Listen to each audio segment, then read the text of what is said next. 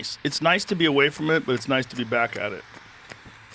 The thing with marijuana with me is writing. I was telling you today, like the first day I did my routine, which is either in the morning. I usually get up early, everybody goes to school, and I fucking spark up.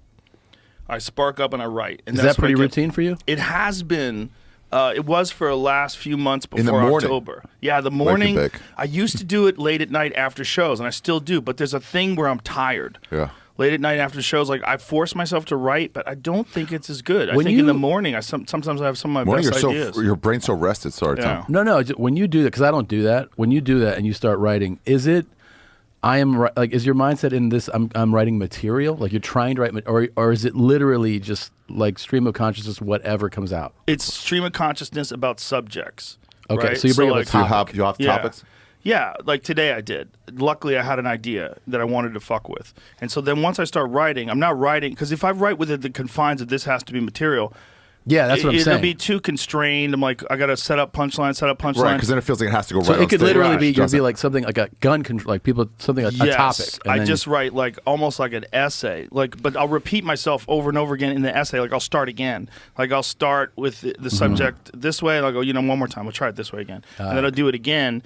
And I'm just trying to extract stuff. Yeah. Because ideally you want to get to every piece of it that you think about, like South Park, where they'll cover all sides. I think Carlin wrote like that. Really? Yeah, I get seeds that way. And then those seeds I bring on stage, and they walk out there like Bambi on ice. Yeah. They're all like fucking wobbly and shit.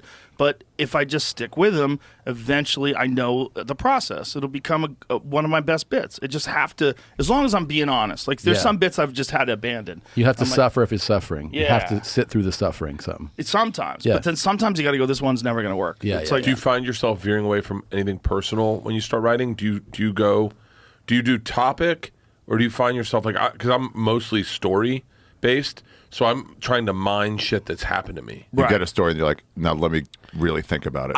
I like lately, like there's been so much confusion in the world politically and culturally. It's kind of easy to have things to talk about, but hard to figure out how to way to make them unique and funny. Mm-hmm.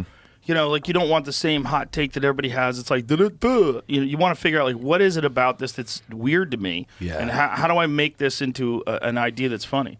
It's like I always said that when I first started out, all I wanted to do was get laughs. So a comedy was just like a tool.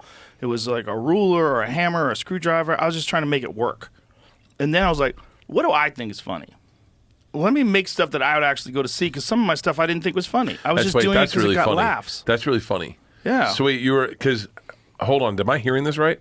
So that's a very funny premise that you write. You get up on stage for the first time, and all of a sudden you go, oh shit, I have a hammer. But now you're using a hammer to get a screw out of a wall, using a hammer to get, like, you only get a couple tools and you're using them for everything. And then the better you get, the more tools you get, and you're like, oh shit, I can use this screwdriver just for unscrewing screws. Yeah, but it's more of like I started writing comedy that I would think was funny, that I would laugh at. Whereas I wasn't doing that at first. I don't think you could actually end up failing if you stick to that. Yeah, you know if you just do stuff that you think is funny. funny. You think that's funny. That took a while for me to figure out, though.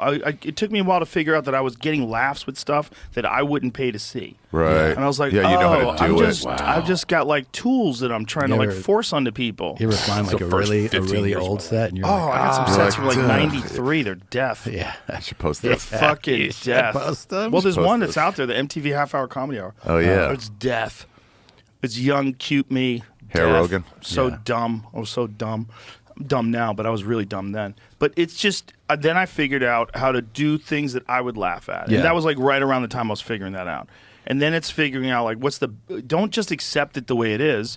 Edit that shit down. Like, trim it up. Rework it. Try it a different way. Yeah. Figure out a way. And one of the things that I learned over the pandemic is like, you give a bit 2 years or you give a special 2 years, it's going to be pretty good. Give a special 4 years. Like, it's better.